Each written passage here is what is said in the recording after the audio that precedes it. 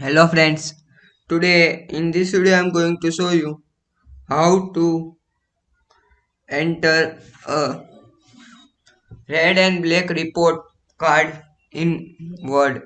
This guy is very easy and simple method. One or two step we can know how to add a red and black report card in Word.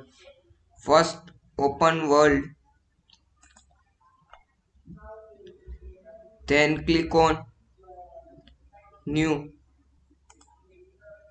then scroll down and here you see red and black report. Just click on it. Here you see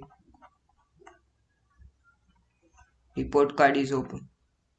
You enter your name like